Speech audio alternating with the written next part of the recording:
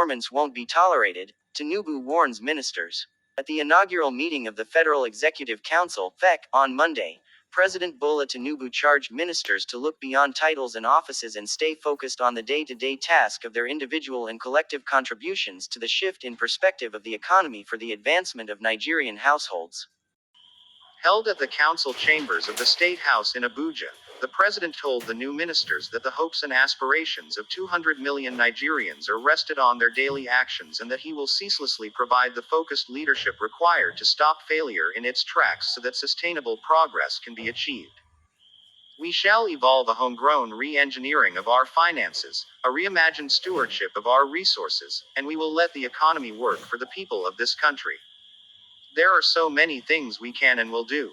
Yes, some cynics will say it is impossible. But in your own dictionary of service, everything is possible, and it must be possible, the president uttered in a statement by presidential spokesman, Ajuri Ngelale.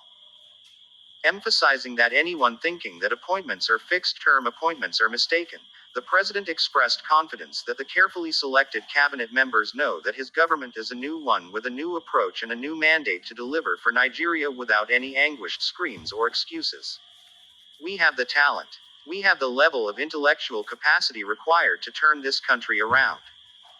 We will make sure that the country is on the right path to succeed on behalf of more than 200 million Nigerians who rely on us, the president asserted. President Tinubu noted that the country will rely on the experience, skill, intellect, and networking of those who had been appointed to make headway in the tough circumstances, and failure would not be explained away under his watch. You and I know that expectations are high, and these are tough times. We must work hard and move ourselves to create a dimensionally stable economy that will serve Nigeria. We have an employment rate that is unacceptable, and we are facing threats from climate change. In order to turn things around, you have been selected to perform your maximum best. Our policy implementation will reform the economy, ensure inclusive growth, and strengthen security for peace and prosperity. Without security, there can be no investment, the president said. The expectation is high, and there's a tough time right now.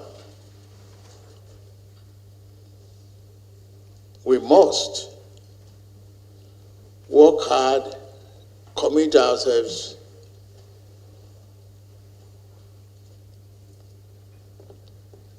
and create a buoyant economy that will serve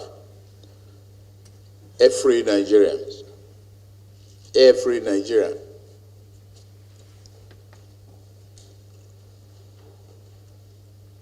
We have from unemployment that is a level that is not acceptable. We are threatened by climate changes.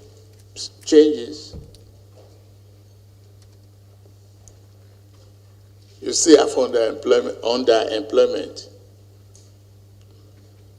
But to turn things around, you have been selected to perform your utmost best. The policy agenda will be set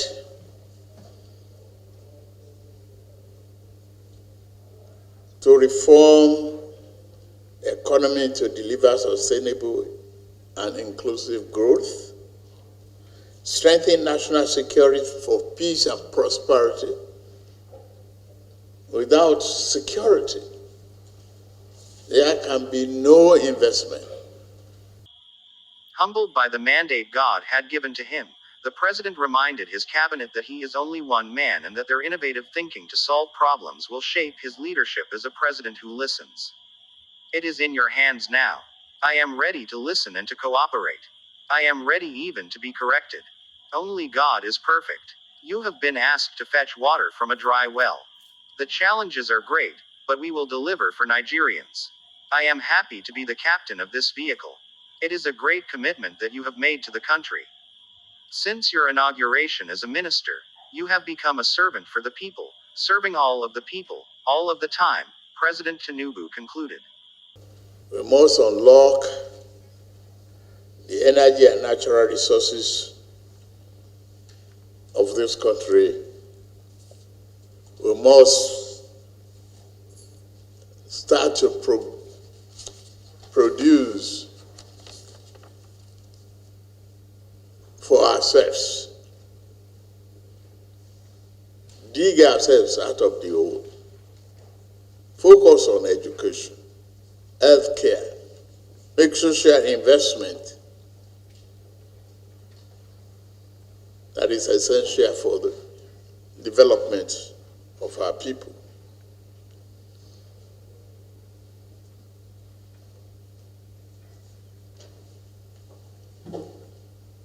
Our priority areas are defined in our economic programs. Every area is a priority, and you belong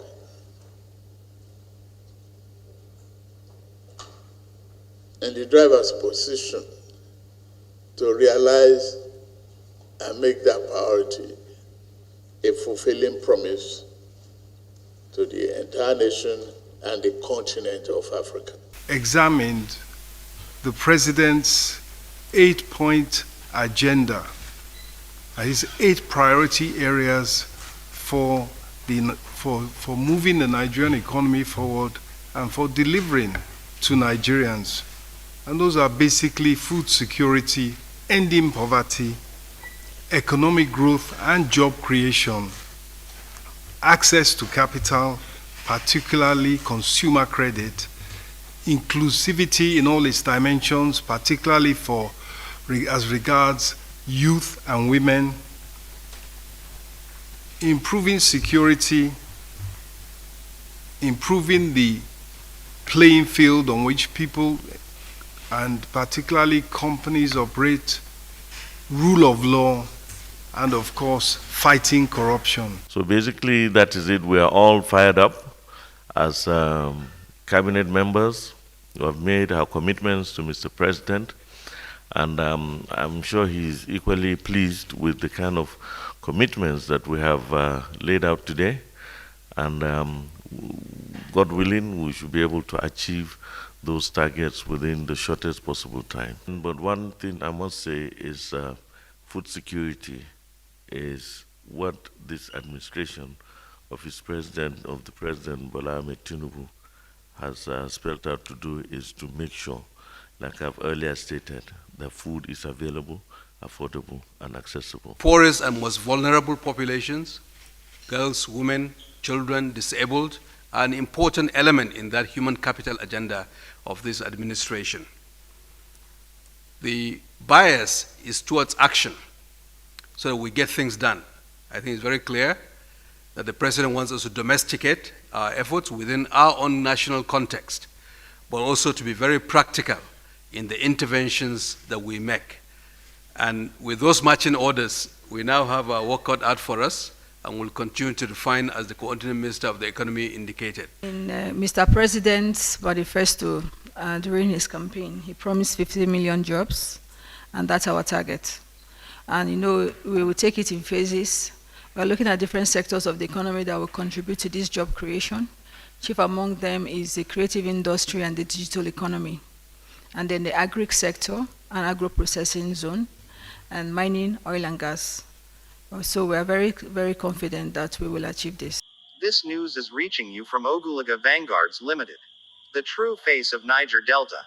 We tell your story better.